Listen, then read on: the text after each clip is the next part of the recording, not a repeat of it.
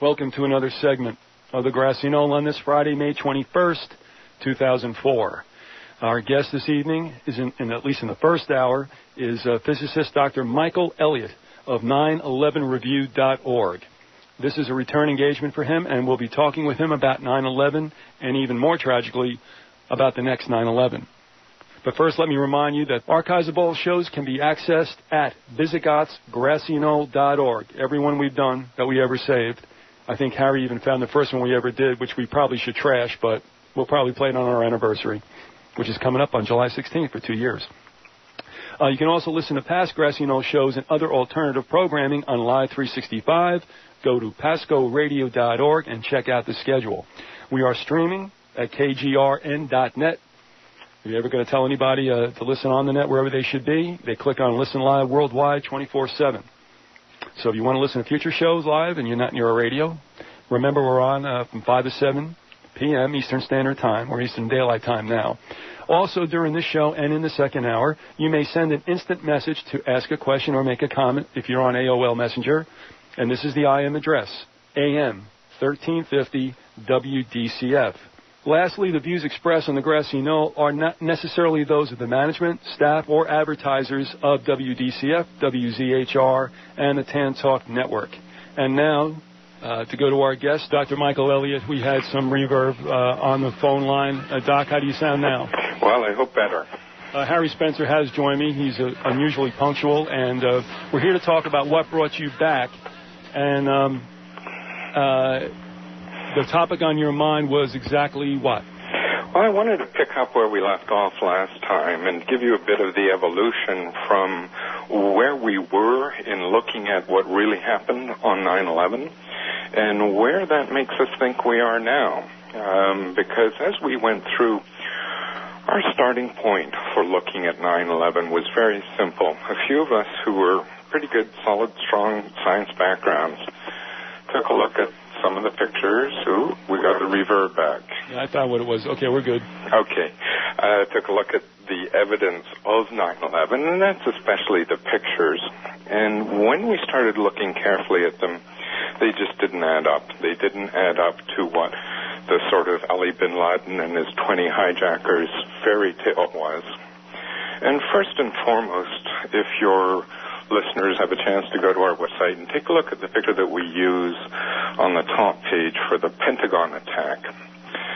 When you look at that picture, it's just really clear that this is not the scene of the crash of an airliner. There's about 110 tons of wreckage that are missing.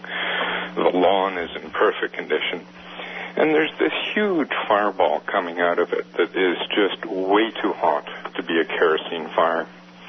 So we dig a little further and we look at the damage to the building, and the damage to the building is utterly unbelievable because it cuts through 3 rings of the Pentagon, which has got to be one of the most sturdy buildings ever built, across a path for about 90 yards in a perfectly straight line. In other words, it became clear to us that the Pentagon had been hit by a warhead, no question. And this is the only way of explaining the damage. And, of course, the main media doesn't really tell you that. They don't point these things out. And there were a whole bunch of media stories about, oh, we saw a plane hit the Pentagon and it hit before and it turned over cartwheels and it knocked over lampposts and all the rest of this. So one of our members did a just excellent review of all of the so-called witnesses and tried to see how their stories lined up and who they were. And sure enough, almost all the people that were saying, oh, we saw a 757, either worked for the media or were associated with the military media. And by the time you whittled them out, there were very few people left. But, of course, those were the stories that the media picked up. And sort of the same on the Twin Towers. When you look carefully at the videos and when you look carefully at the photographs, it's very clear the Twin Towers didn't collapse. They exploded. There are these just spectacular photographs on 911review.org by some of them taken by somebody who gave his life to take those pictures. And they show the immense jettisoning of debris out to the side of both buildings before they collapse. And so it's really an explosion, not a collapse. And again, the media and the experts just basically step around that. And they try and explain how kerosene could melt steel, which is physically impossible. And it wasn't a melting collapse anyway. We see collapses from earthquakes. So we started to scratch down and see how the media had reported previous events. And the general approach is just to ignore things. And they did that on 9/11. On 9/11, about 5 o'clock in the afternoon, in other words, 7 hours after the Twin Towers came down, another building, 47 stories, just collapsed in about 7 seconds flat. That was the building 7. And we've got videos of that from 3 different angles. It's literally a controlled demolition. And that just happened to be the building in which Rudy Giuliani had his emergency command headquarters, plus the Secret Service, plus who else was in that building, we don't know. And this collapse was just basically black holed by the media. So you got a 47-story office building that collapses in downtown Manhattan, and nobody says anything. So we started scratching the surface a little more, and went back to some of the previous terrorist incidents in the United States. And the most notable one, of course, is the first Trade Center bombing, World Trade Center bombing. And it's in 93. 93, there's a group of sort of, let's call them militants, but we'll put a question mark beside it, in downtown Manhattan, that are associated with a mosque. And when the World Trade Center exploded in 1993, 6 people were killed, hundreds injured. And according to the FBI, they found a bit of the wreckage of the van that had the serial number on it. And they traced the van back to its owner, and they arrested its owner, and they, sure enough, tried him, convicted him, and sent him off to jail. And this is the origin for a lot of the sort of legend that we get about Muslim terrorism. And in fact, if you look into it, and all of this came out at the trial, it's really Muslim patsy-ism, because the poor guy who rented the truck was asked to do it by somebody else, to shuffle some things for her around, and he went, did the job. When he came back, the van had been stolen, so he went and tried and turn it in at the police station. They wouldn't take a report from him. They said they needed the license number and the serial number, and all of that was on the rental papers, which had been taken with the van. I don't know about you, I always leave the rental papers in the glove compartment. Mm-hmm. And when he came back and tried to get his deposit back, he'd been, this is a basically broke guy who'd given a cash deposit. The FBI arrested him and went over and searched his apartment, didn't find anything, went over and searched the apartment of the person who had asked him to do the moving, and found traces of explosives in some of the closets of the apartment. And it turned out that the person who provided all the expertise and all of the explosives for the bombing of the first World Trade Center was an informant for the FBI. And all of this came out at the trial. And this guy had been around. This guy had really been around. He'd been brought into the United States, according to the Boston Globe, on a special program for visas operated by the CIA. And he had trained at Fort Bragg on a special program for Army officers. He was formerly with the Egyptian Army. And then apparently he signed up for the Green Berets, became a U.S. citizen, and worked for about 3 or 4 years training bin Laden's bodyguards. And I kid you not, he was in the Special Forces training bin Laden's bodyguards. It's about like 85, 86. And because he had been around the block, when he was setting the patsies up in New York for the first World Trade Center bombing, he taped his conversations with the patsies for the FBI, but he was also smart enough to tape his conversations with the FBI for himself. And he kept those conversations. At the trial, it came out that the FBI provided the explosives for the first World Trade Center bombing. And those explosives, they said they would switch at the last moment so nothing happened. But sure enough, they never switched it. And in effect, the first World Trade Center bombing was done with material and expertise provided by the FBI. And this is what we call fake terror. And what we started to see was after the fake terror incidents, you'll see a piece of legislation come through. And the legislation will be draconian police state legislation.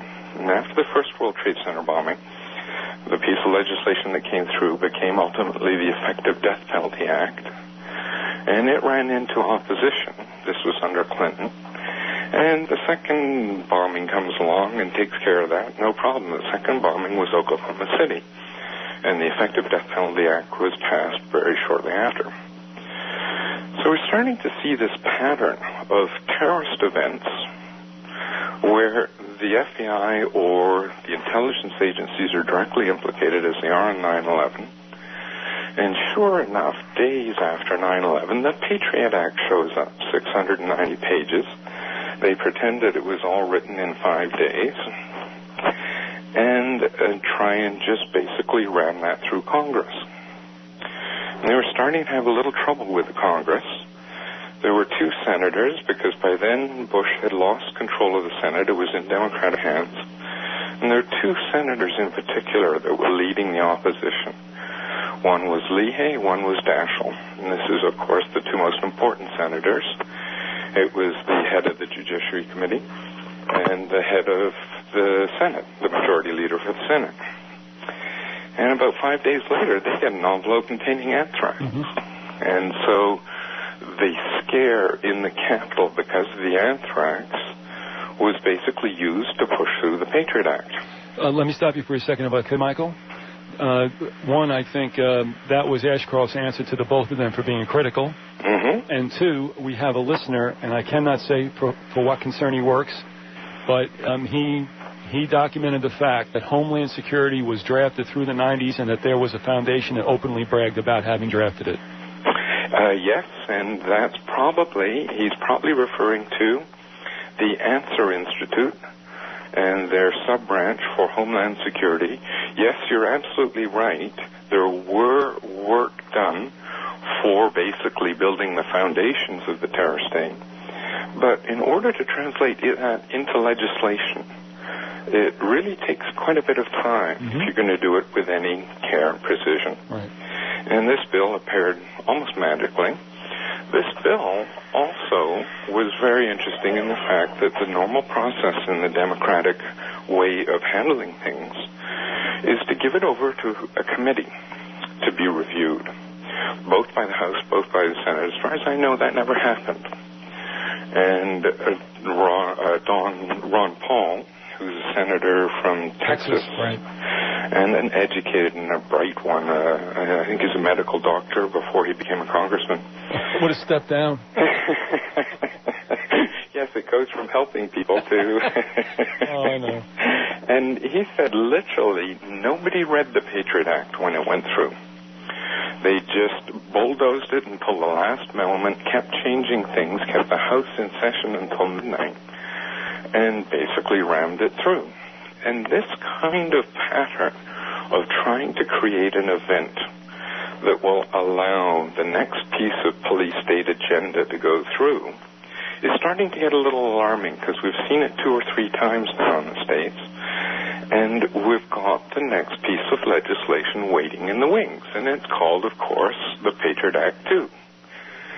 And that has been given to Cheney as President of the Senate. It's not been introduced yet. But we're starting to ask ourselves, what do we do, or what's the event that's going to go along with the Patriot Act 2? Let me ask you a question, if I can, real quick. Sure. Do you recall back during the Reagan administration when they had Lieutenant Colonel Oliver North up on the stand? Somewhere along that time, in his testimony, emerged a comment from him that one of his jobs working for the Reagan administration was to look for ways during times of emergencies to effectively set aside the Constitution so that the government could work effectively. And I'm wondering now, looking back on that, if they weren't actually tweaking and drafting the first parts of this legislation all the way back to the Reagan administration. It's unfortunately much worse than that. Yes, you're absolutely right. And Oliver North, it turns out, was absolutely key. And what he did was draft not legislation, but what are called executive orders. And executive orders in the United States are on the sole signature of the president. Right. They never go through Congress. And Oliver North was a real busy little beaver there at the National Security Council in between smuggling all the drugs. And one of the things he did, and you can go to an excellent paper on our site done by probably one of America's only investigative journalists these days, and it's called FEMA, the Secret Government. And Oliver North drafted 3 or 4 executive orders for FEMA. FEMA is the Federal Emergency Management Agency. And they're the people that are meant to be there for when, Florida gets hit by a hurricane. Sure. Florida, Andrew, and things like that. Only problem is in the last sort of 10 or 15 years, especially since Oliver North, 85% of FEMA's budget has become secret. They give no details even to Congress on it. And in that secret budget in Oliver North's time was a program called Rex 84. Right. And Rex 84 was there to relocate people like you and me and millions of other people to internment camps. And more recently, 2002, the government has been letting contracts, and we refer to it on our What's Next page on 9/11 Review, for getting those internment camps in order. And the legislation, the executive orders, because it'd be really a stretch to call it legislation, that Oliver North drafted is still on the books. And with a signal signature, President of the United States can suspend the Constitution, declare martial law, and under the executive orders, Congress is not even allowed to review his actions for 6 months. And that's if Congress is in session. So this is what Ollie North set up for us. I'm sure the other things he did are still ongoing, but this is the real heritage of Oliver North. Michael, if I could add something also at this time. Ever since the Japanese internment in the United States, detention camps have really never gone away. They've been denied. Harry and I did a show about a speech given up in Harvard in 1955 by a then-leading Republican, John Lord O'Brien, who was very afraid of what was going on in the name of the bad old communists and how we have to watch out for them. And he referred in 1955 to detention camps. There was an article in Life magazine, I believe it was Life, written by an editor who said there are detention camps out there. But they're always denied. So you see, they really are there, but it's the ugly little secret that the government likes to keep. Yes, but we're starting to get better at this. We're starting to wake up, and we do have the internet to help coordinate these kinds of things.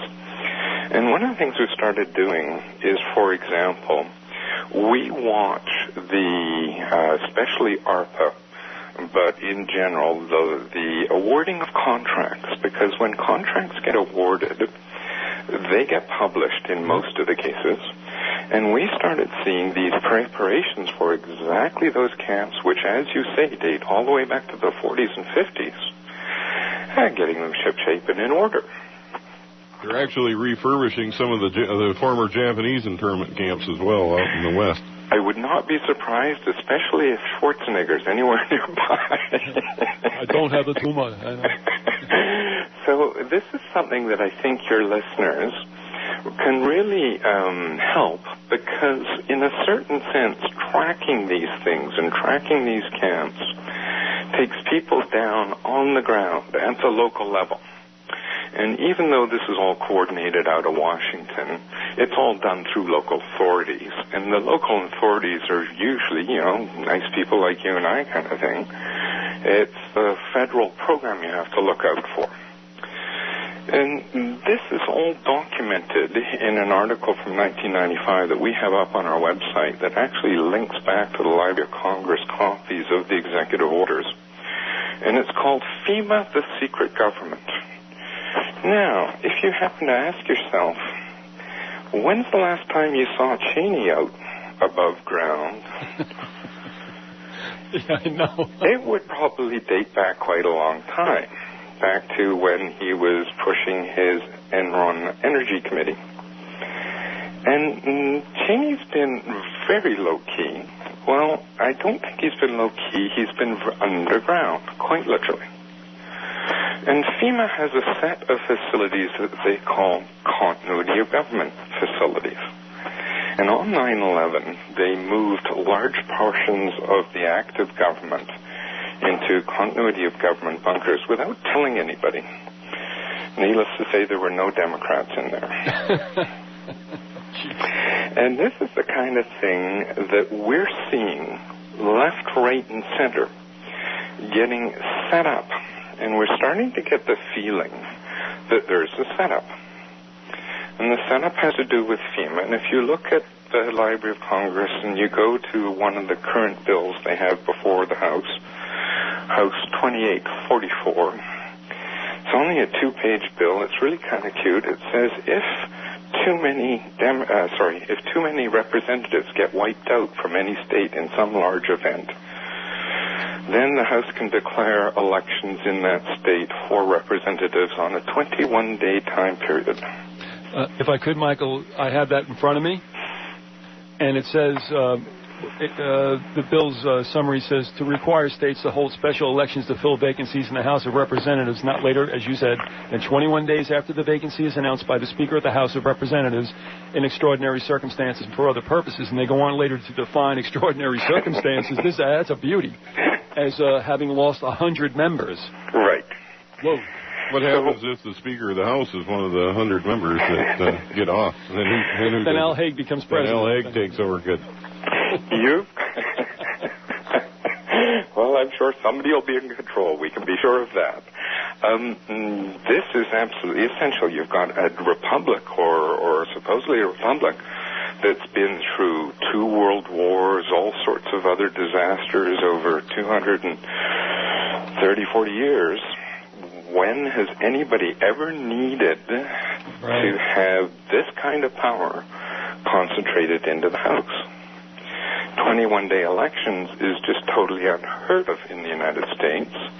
The U.S. is on fixed election cycles. The British system's more flexible. They tend to have their elections on, they can call an election, 90 days, 120 days away. But the United States doesn't operate like that, never has, probably never will. And what kind of a candidate would you get with a 21-day cycle? Anyone they wanted. Anyone they wanted is the right answer. And they would be able to basically handpick the House. And so we've got another indication here that we're looking at about 100 House representatives that are going to go up in smoke in the near future.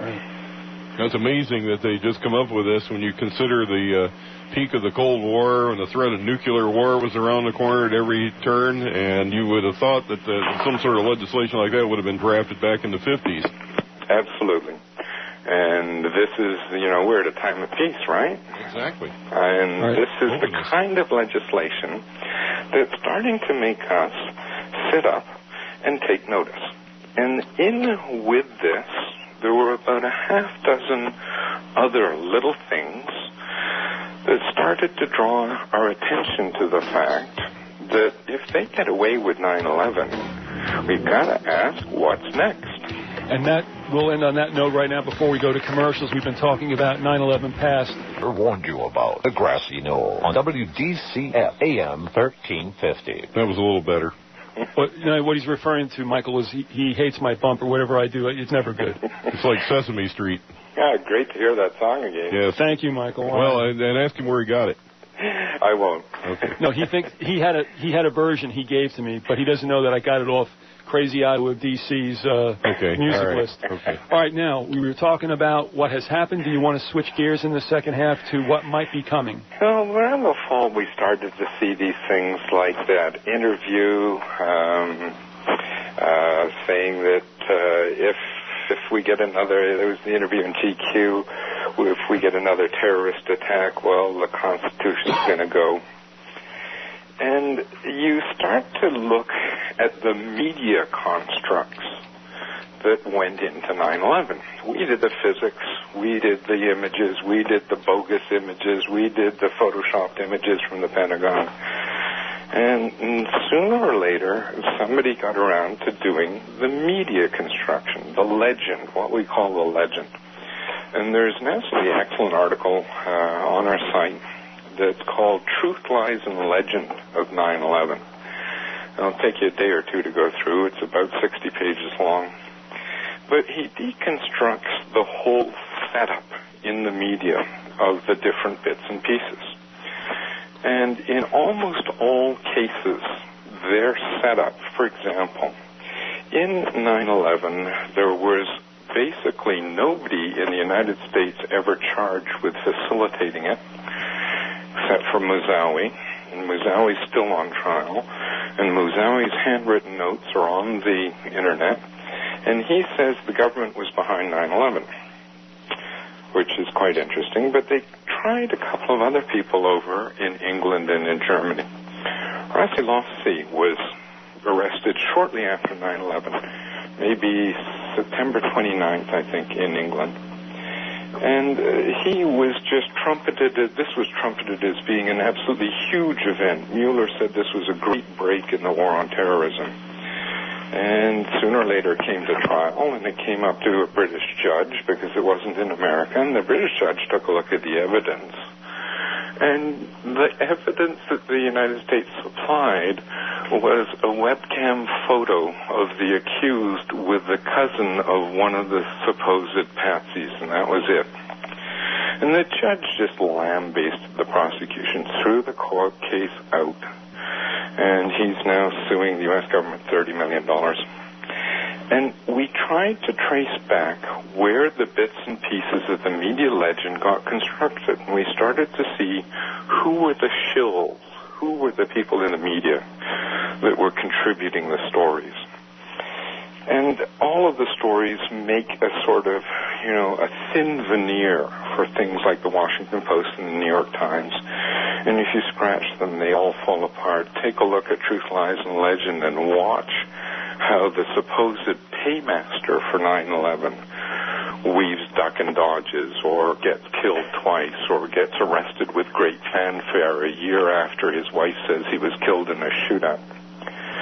And we started to see in the fall of last year the beginning of another set of constructions towards a follow-up to 9/11 in the United States in the near time frame.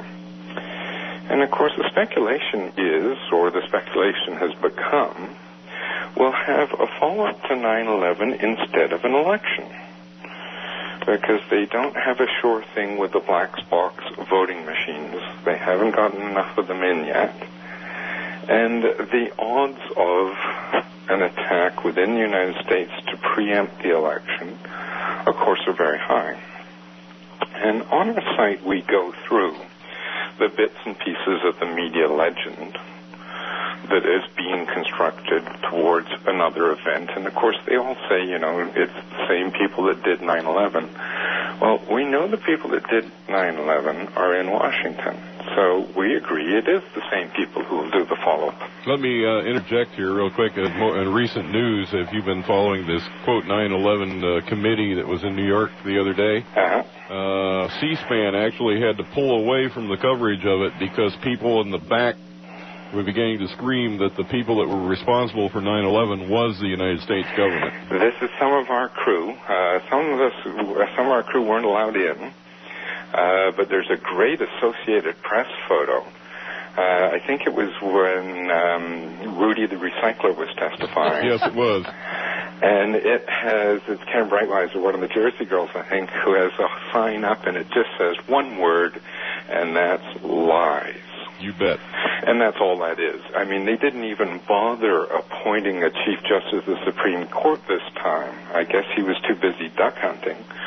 But this is just a sham.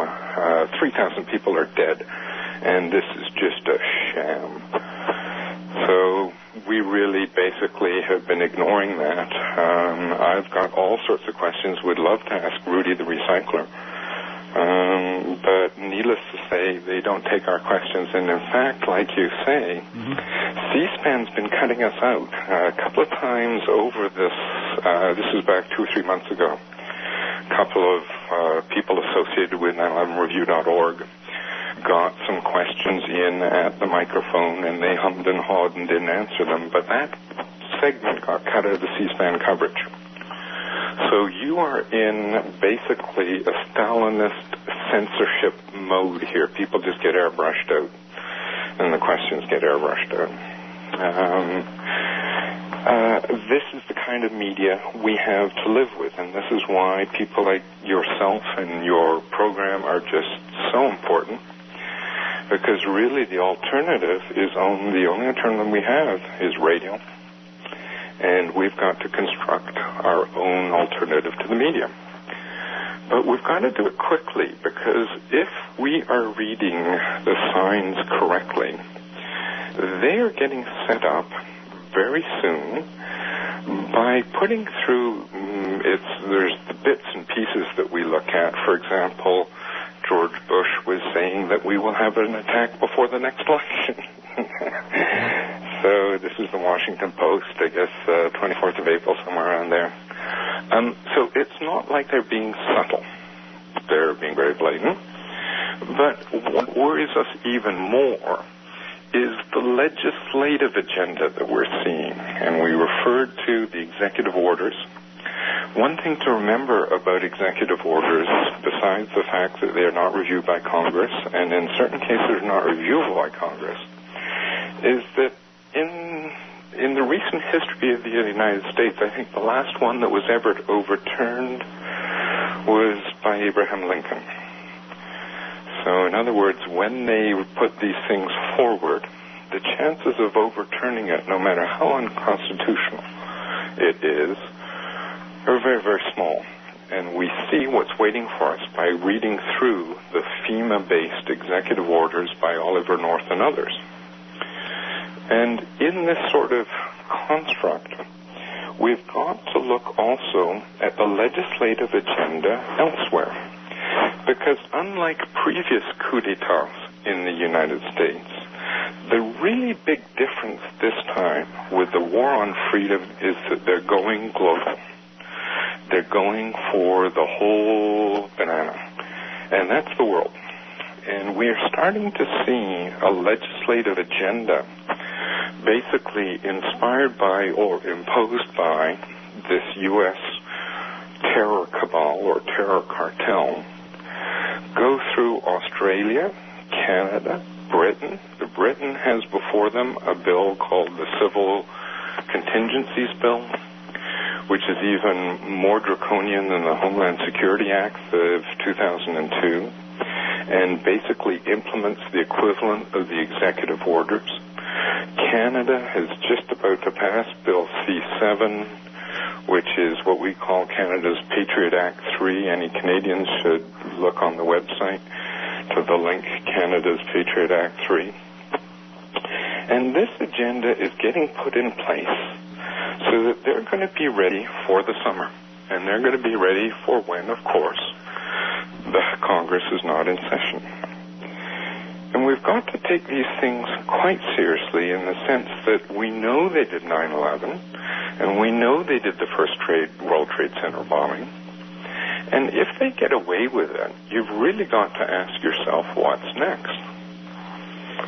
Well, we had a prelude also, I believe, with the railway bombing in Spain. I'm not sure about that myself, just because Spain has a fairly long history with problems with Morocco. The Spanish Policeros fought for a long number of years. I have no information on the Spanish one. But don't also get sucked into the fact that, yeah, there are real terrorists out there, we know, but they also might be, shall we say, massaged to do what the handlers want them to do. Absolutely, and the real difference between the real terror and the fake terror is the fake terror, they always have a piece of legislation lined up to go with it. Right. And they also tend to kill a whole lot more people. They did it in the 70s and 80s with the Bologna rail bombing.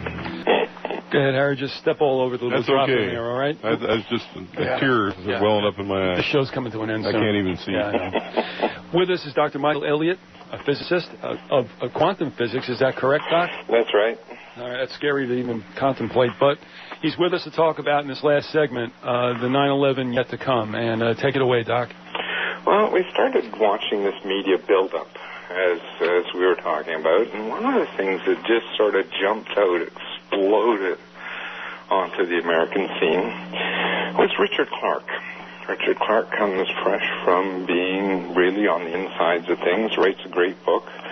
Well, sorry, I haven't read it. He writes a book, and that just gets put on all of the newspapers and all of the television and all of the coverage. Well, according to legend that he sets out, well, he really awoke to the real dangers of Al-Qaeda, which we spell A-L-C-I-A-D-U-H,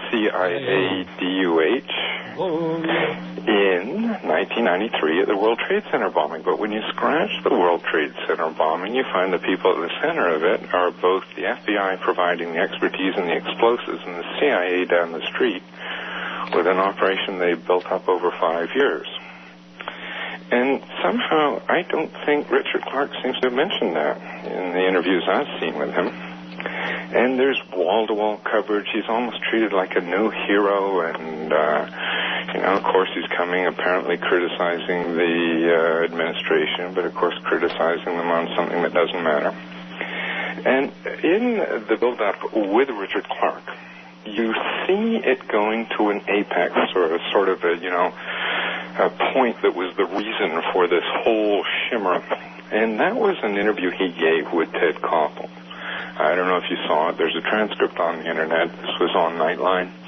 And he basically trots out the inevitability of a nuclear attack in the United States, and that how all of those orders that Oliver North drew up are going to be good and good for you.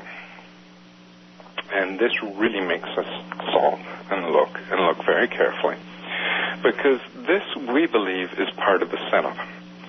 And unfortunately, in a certain sense, we had a bit of an advantage on 9/11, which was their fairy tale was so full of holes and so sort of contrived, we were able to take apart and shred it. You referred to the fact that I've done work in quantum physics. I'm used to tackling some fairly hard problems. When you tackle a hard problem in physics, you look for the weakest link, you try and chip away at it and go for it. When we started looking at 9/11, there are no links that stand up. Some of them aren't even there. You just blow on them and they're dust and they just disintegrate. On the other hand, if we wake up one morning and find Baltimore gone, and a note in Richard Clark's mailbox saying, well, it was L-CIA-DUH, we're not going to know. And having the draconian legislation sitting, waiting in the rings, Patriot Act 2 has sections for people like yourself, it allows them to, on the sole signature of the Attorney General, revoke your citizenship and export you to the country of their choice. And probably that's one where they have some nice little prison like Abu Ghraib waiting for you. And these things are coming together almost at a head. And we're starting to worry that this will take place in a very short time scale.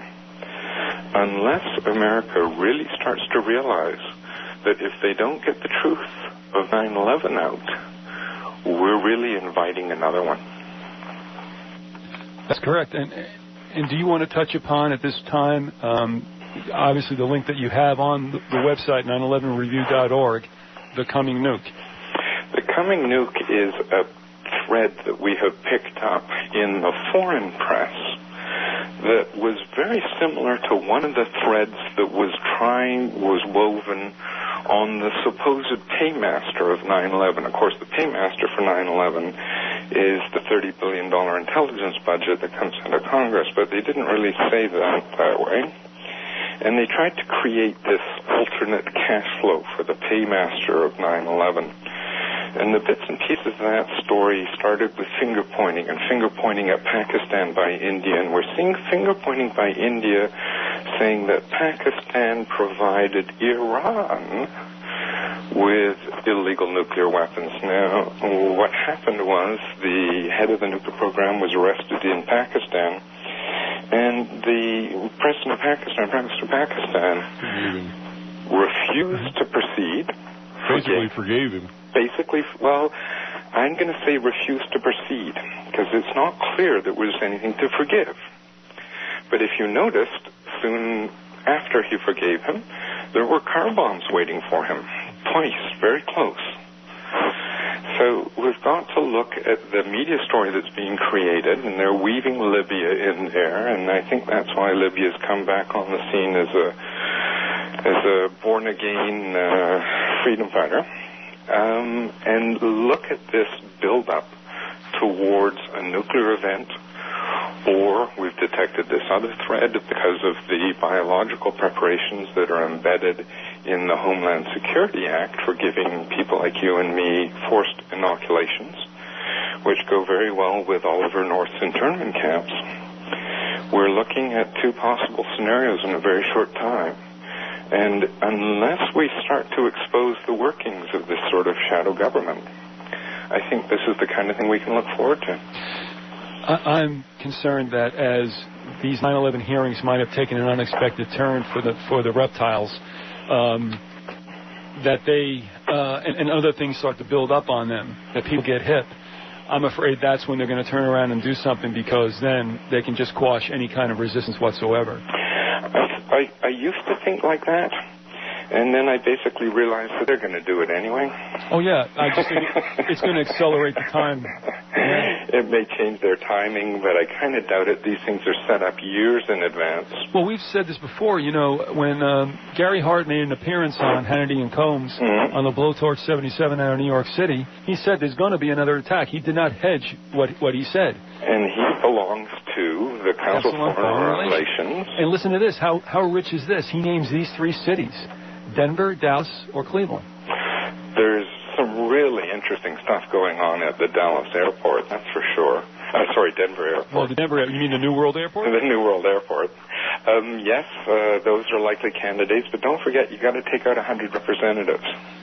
Well, what happened, I would think, you're right, Michael, but our scenario is what you have to do to make a clean break with the Constitutional Republic of the United States of America is, one, trash D.C., so you really have to turn away, and then you look toward Denver.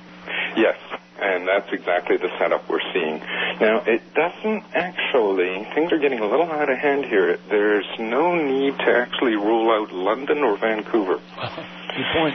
Because both prime ministers are up for re-election, and Tony Blair's going to have a rough ride.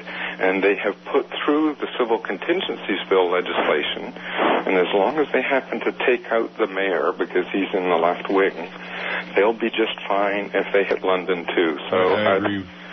Let me throw this in real quick. This is your time, I know, Michael, but there's a card game called the Illuminati card game. And that is just amazing. And on that one, 1995, they called it.